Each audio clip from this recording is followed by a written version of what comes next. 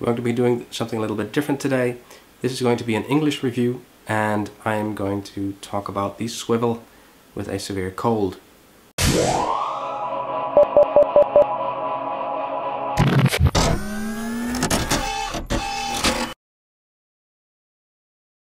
Hello everyone, and welcome. I have a cold, so excuse me for that. This review is going to be in English because I got an email yesterday from one of the two inventors of the Swivl, Vlad Tetelbaum. He asked me for feedback on my use of this Swivl.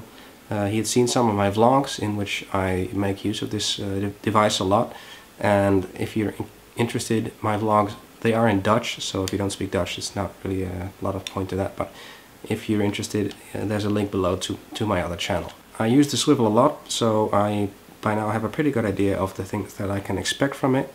So this is going to be a follow-up to the original Swivl review that I made in Dutch. That's the first video on this channel if you're interested. I have 8 points that I'd like to go over that are not so positive, so that's a lot, but I am not going to say that this is a bad product or anything like that, because I really like using the Swivl.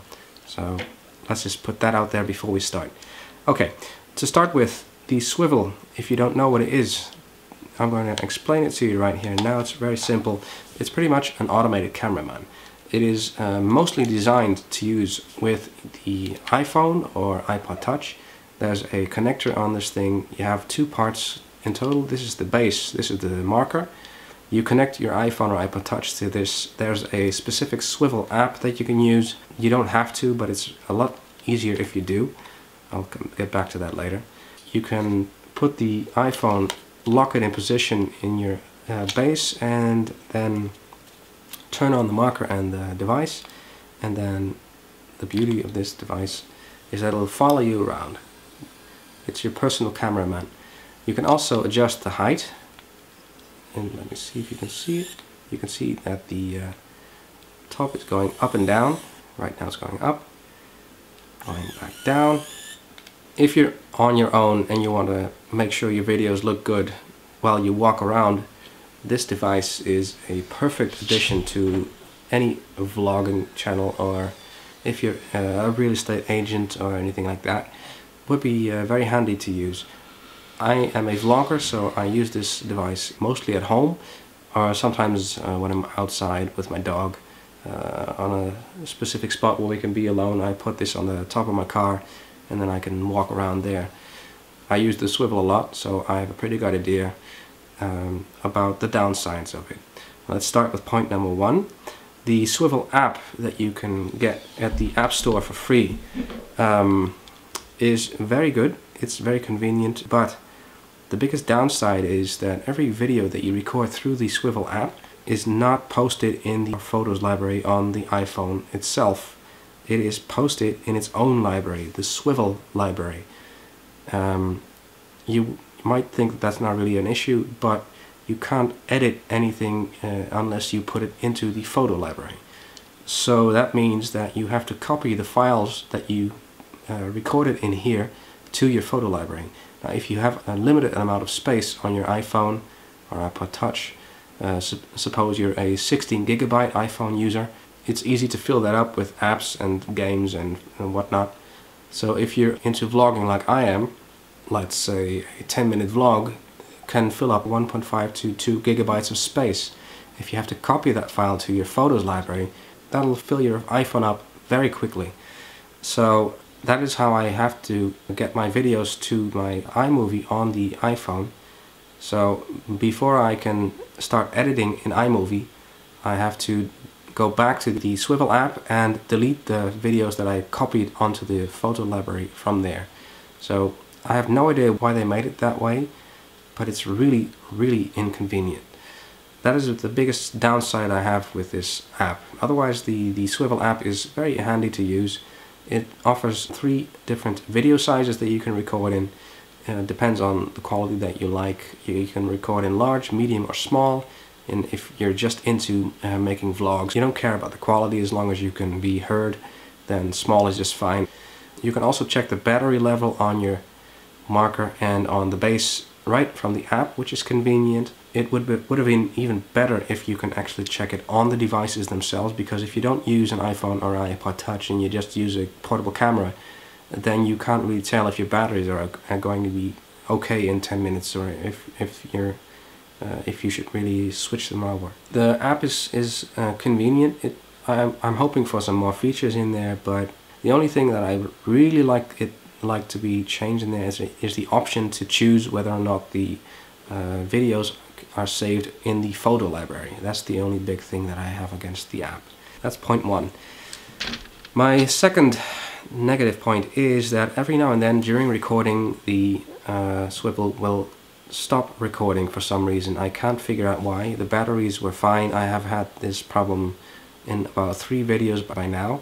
Somewhere in the middle of recording, the sound sort of starts repeating itself and the video stops recording, and you don't see it, so you don't know until after you've done your speech that you find out that the Swivl has stopped recording. So because of that, every now and then I have to look at my marker to see if the phone is still recording or not, and that's really annoying because that's not a very relaxing way of recording your vlogs. So that's number 2. The third, and that's not really an issue with the Swivl itself, but it's still something that's annoying, is that when you use the rear camera on the iPhone or iPod Touch to record your videos with, you can't tell if you're in the frame. So I highly recommend, and this is not really a downside, I'll say that again, so maybe I shouldn't have put it in this review, but still, I highly recommend you get an extra lens. This is a wide-angle lens that you can screw onto your iPhone with a special casing. You can find them everywhere. I'm not going to give you a link to this unless you want a link if you're in the Netherlands, but I got this from a local supplier. So if you use a wide-angle lens, then you're pretty much okay, because then you can be sure that you're always in frame. But if you use the camera itself and nothing else, and you're not all too far away from the phone, then you can always be sure that your head is completely in the picture. And you might it might look a little bit like this, and you can't tell because the phone is turned towards you, so you can't see the screen. That's not really an issue with this device, but it's still an annoying feature. Part 4. The up and down bit is not very sensitive. As I shown before, you could make sure that your Swivl goes up and down by holding the bigger button on the marker and then putting it up and down, but it's not really that sensitive. It also has limitations. It doesn't go very far, but it can be a little bit annoying when you're recording something and you want to switch to a little lower point. It often goes further than you want, and you have to correct it by going back up. And it would have been nice if it's a little bit more sensitive to the actual point where you are, instead of that you have to overcompensate before it starts moving up and down. That's a little feature that could have been improved a little bit. I hope the app, in future versions of the app, might give you extra sensitivity to choose from. Would have been nice if it was that sensitive already. Point number 5 is, because of the thing I just recommended, the lens which comes with a separate casing, but also because a lot of people use these casings because they want their phone to be, okay. That can be a problem when you put it into the base of the Swivl. Let me demonstrate. The Swivl can be adjusted to size. You can put different kinds of phones in there, but the iPhone 4 and 4S with a cover on it is pretty wide. So if you try to put that into this base, it is a very tight fit. It is so tight that you can't even adjust it anymore, and you don't even have to lock it into place, because that's what this green little thing is for. So that is a pretty annoying feature. It would have been nice if they had compensated that with a little bit more space in this plastic holder, container, whatever you want to call it, because I have to really pull it out of the holding area, and it's always a little bit, I'm worried that I might break the casing, or maybe take off the foil, that is the protective foil that I have on the screen. And you shouldn't have to be you shouldn't have to take out your iPhones out of your protective casing every time you want to use the Swivl. I think you should be able to leave this inside its casing. And in my case I have to, because I use this wide angle lens. So every time I use the swivel I have to really push it in, and that's not very pleasant. Sometimes when you're outside, the microphone on the marker, I think I forgot to mention that for those of you that don't know this device, it has a microphone on the marker itself, which is very convenient, but only usable if you actually have an iPhone or iPod Touch connected to the base. If you use a normal camera, you can't use the microphone. You will have to use the microphone on the device itself, on your own camera. But if you use an iPhone or iPod Touch, you can use the built-in microphone, which is excellent quality by the way, but it has its limitations, because when you're outside, at least mostly that's where I notice it, and you turn your back to the camera, it usually makes the sound drop out, which is annoying, because when I go outdoors with my swivel and I throw a ball for my dog, I sometimes have to turn away from the camera. But as soon as I do that, and especially when it's windy, it's very sensitive, the sound can drop out, which is not a very pleasant feature.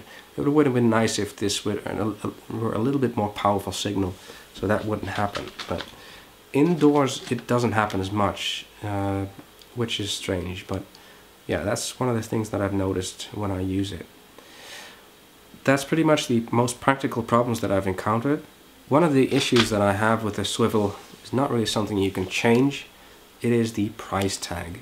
It's $160 for the full package. I'm not going to suggest using the minimum package. There is another sort of setting that you can get, but you know, if you're going for the device, you're going to have to go for the full set. At least that's what I always say, so that's what I got.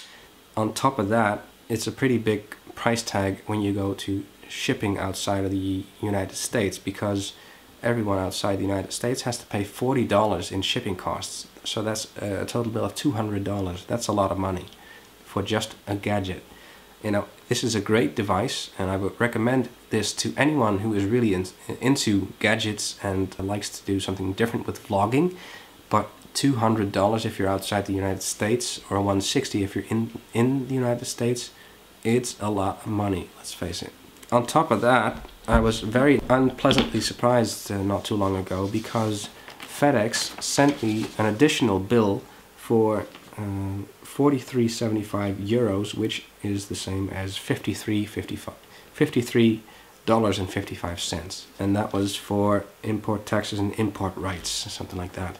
So in total I had to pay about almost $100 in shipping costs, which is ridiculous.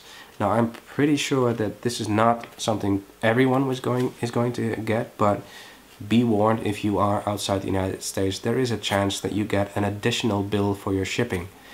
I recommend that if you do think about buying a swivel, you wait until someone in your own country, some company, starts to import them and sells them on their own website or in their own company, so you don't have to pay additional shipping costs and you won't get any unpleasant surprises. That is my biggest surprise of the swivel, how much money I had to pay in total for it. Not something I'm very happy about. In total I had to pay about, well, let's say $250 for it. That is an insane amount of money. Would I recommend the swivel to anyone? Well, no, not everyone. If you're going to use this thing a lot, let's say more than twice a week, and you are very passionate about adding something different to your videos, then yes.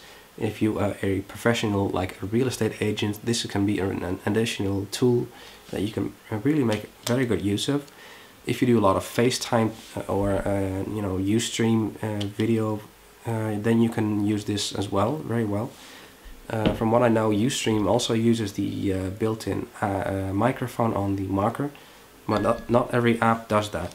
Otherwise, if you're going to vlog every now and then, maybe use this thing once every few weeks, then I wouldn't get it. It's very expensive and it has to be worth the investment. It'll take a while before you can actually say that it was worth the money that you invested in it. I haven't reached that point yet. So that's it pretty much. I like the swivel a lot. I love using it. It's very different, you know. Usually I would hold the camera and then walk around. Now I can just leave it where it is and walk around without, you know, getting the picture all wobbly and all that crap. But it is expensive and it does have its flaws, so I hope some of those flaws can be fixed in new versions of the Swivl app, which is free. You can download that from the iOS App Store. That's my opinion of the Swivl. If you have questions or comments, if you're going to buy a Swivl yourself, I'd love to hear something from you. Vlad, if you're watching this, I would love a comment from you to show that you've seen the video and that you know, you've taken my points, and hopefully you can do something with them. And that's pretty much all I have to say. I was not going to make an English review, so that's not going to happen again. I just thought, you know, hit two birds with one stone. So don't expect this to happen next time. So if you are thinking of subscribing and hoping for English reviews, you're going to be disappointed, but because all of them are going to be Dutch again from here on. Thank you for watching, and until next time, which will be in Dutch. Bye.